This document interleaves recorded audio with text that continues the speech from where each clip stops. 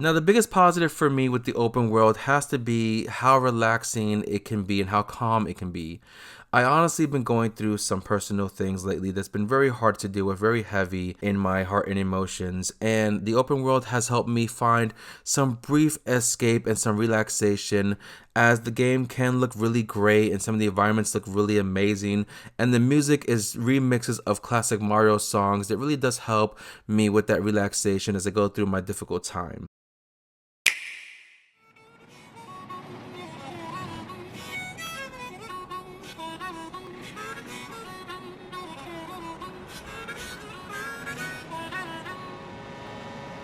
Mario Kart World!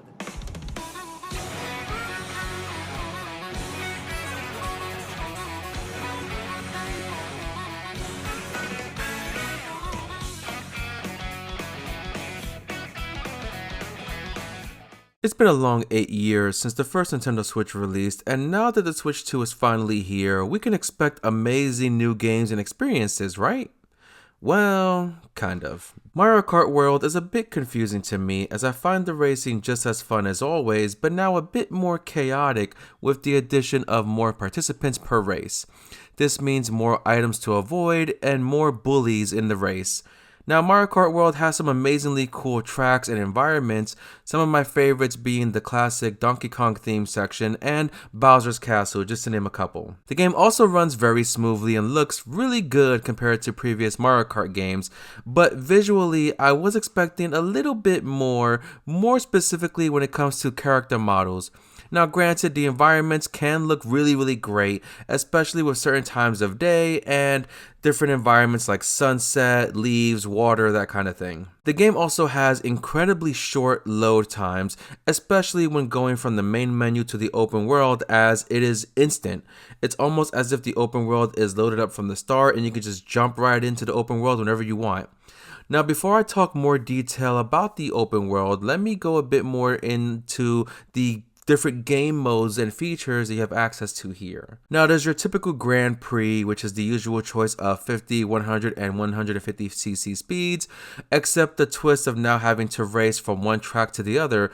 This does help your play sessions run a bit longer than previous Mario Kart games, and also these in-between sections will give you another chance to try to make it in the top of the position of the race to try to earn more points to eventually make it to the top 3 at the end of all of the races. You also have your battle modes like Balloon Battle and Coin Runners. Balloon Battle, where you have to knock out your enemy balloons and be the last one standing kind of thing.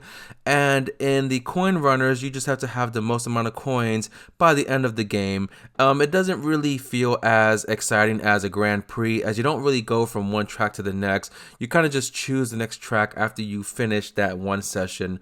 So it doesn't feel like there's any progression with these game modes, unfortunately. There's also the new Knockout Tour, which is a classic racing game type from previous racing games I've seen in the past, but something brand new to Mario Kart, which is typically a elimination style race. Now, of course, you have to go through each checkpoint, having to be in the position that is listed on that checkpoint and higher. So if you are at the back of the pack and you don't make it to that position that the checkpoint wants you to be in, you are then eliminated from the race and cannot continue until the race is over. And this game mode did run a bit longer than your Grand Prix as well, from what I tested so far, but it was one of my favorite modes to play in this new Mario Kart. It's very fun to try to combat not only other racers just to be at the top, but you really have more to lose here, as you really need to be on top of your game to make sure you're not eliminated from the game or from the race altogether. You do also have your time trials and your versus race, where you can choose different settings like racing with teams, using frantic items or regular items, the number of races you want to compete in, the courses, that kind of thing. And you also have your local and online multiplayer and wireless play. I didn't try the wireless play or the online multiplayer, but I did try local 4-player split screen, and it was as chaotic as you can imagine. Now for the biggie, the open world. The open world map loads instantly, as I stated earlier, and it really is a big open world map. There's a lot of environments that you can explore. You have your city streets, your farmland, your deserts, your oceans, your mountains covered in snow, those different things. You can fast travel to different landmarks like Bowser's Castle, for example. And you can also find other characters roaming around the map and you can't really do much with them, unfortunately. You can't really interact with them, you can't attack them. The only items you really get in open world is boost items to drive faster. And you can see these characters at random, like a Mario or Baby Mario or Princess Peach or Bowser, etc. But again, there's nothing you can really do with them at all. There are also various P-switch challenges scattered around the map that you can compete in, and some of them are fairly challenging. Unfortunately, the game does a really poor job of showing you where these P-switch challenges are on the map because they don't show you where they are at all. They don't even show you the ones you already completed on your map, so it makes it hard to know where you should go for the next challenge, and you might have to wait till someone on the internet finds all of them and makes a map on Reddit or on their YouTube page just for you to complete all of it. There's also different Princess Peach gold coins you can find. I'm assuming finding all of them will unlock something special, but again, the game doesn't tell you the ones you already found and where to find new ones. The open world also feels incredibly empty. Now, yes, there are times where there's pretty dense traffic, and as I said earlier, you can find different NPCs driving around randomly. You can see different Yoshis and Toads walking around in different environments, and you can also see different animals, Goombas, and other enemies that are just scattered around the map. You could also randomly find a Nabbit kind of running around the map, and he is very fast, so it's hard to catch him. And if you do catch him and bump into him, he will get knocked out and drop some coins, but I don't think the coins that you get is worth a worthy reward for trying to catch this fast little thing running around. So that was a bit more disappointing as well. Now, granted, the open world could have had more NPCs driving around from the roster. There could have been more events that you can take part in. The only ones you can really find is you may randomly see racers driving around, and the game will want you to target them, and then they will give you items like a shell to take them out.